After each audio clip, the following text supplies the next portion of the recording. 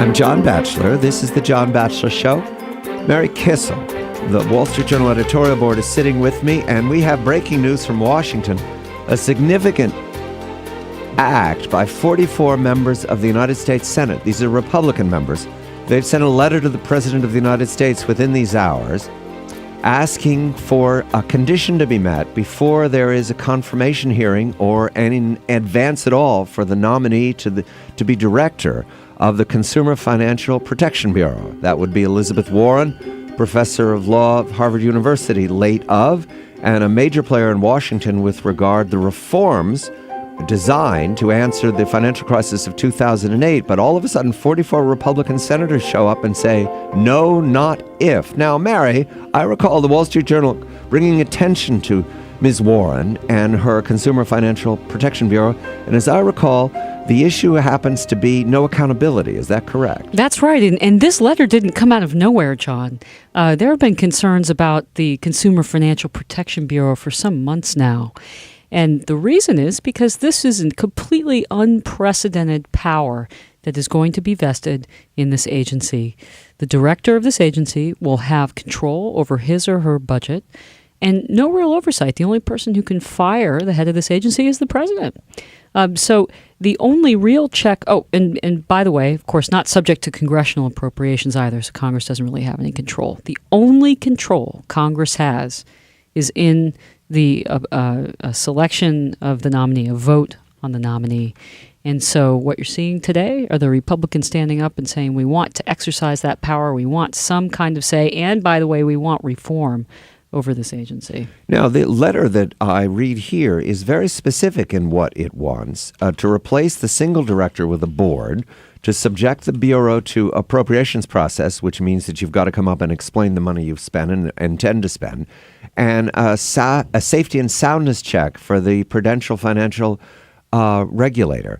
That all sounds like checks and balances, which, as I recall from my civics lesson in the 8th grade, was the nature of the Constitution to begin with. So nothing very fresh here. Did Ms. Warren skip this in her haste to reform our financial irregularities? Well, in Ms. Warren's world, there doesn't need to be a board to put a check on it because, of course, this person will just naturally act in the best interest of the American consumer.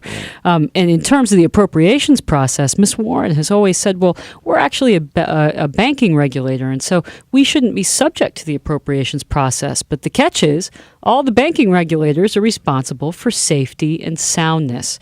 So basically what the Republicans are doing are calling out Ms. Warren on her claim. And they're saying, okay, if you want to be a banking regulator, well, then you need to look after safety and soundness because that's what really matters to protect the consumer. The lead signatory on this letter is Mitch McConnell, the minority leader of the United States Senate.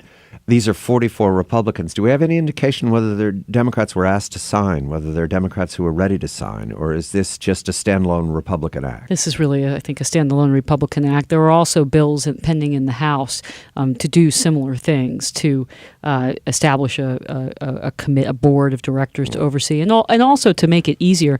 The House proposals, they want to make it easier to overturn a rule that the Consumer Financial Protection Bureau makes. So lots of things going on here, but the real issue is that it doesn't look like the president is going to nominate somebody and put them through the congressional process. So Congress is sort of drawing a line in the sand here and saying, nope, we want you to respect that process. We want our say.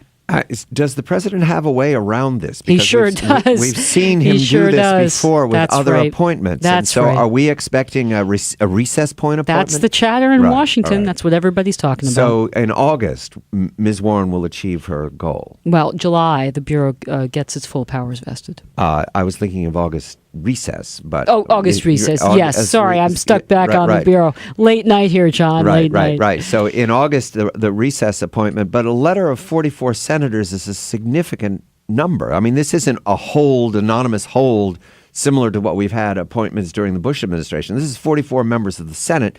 That, to my knowledge and my memory, that means that they've got filibuster impossibilities here, and so. It's also a register of a lack of confidence in Ms. Warren. What purpose could be served by putting her in this position? Is the president looking to confront the Senate? Well, there are really no other names being floated to head the agency, so I think this is a very strong signal that they're sending to the president that they do not want her heading this agency. And I think the reason they're sending such a strong signal is because this is going to be the most powerful agency in terms of regulating financial products in the country. They're going to regulate every consumer financial product in the country. So that's everything from mortgages to credit cards to, you name it. You name it. Mary Kissel of the Wall Street Journal. Quickly, Mary, I do not have these facts, but you do. There is apparently a significant development in New York with regard to Deutsche Bank. Can you explain, please?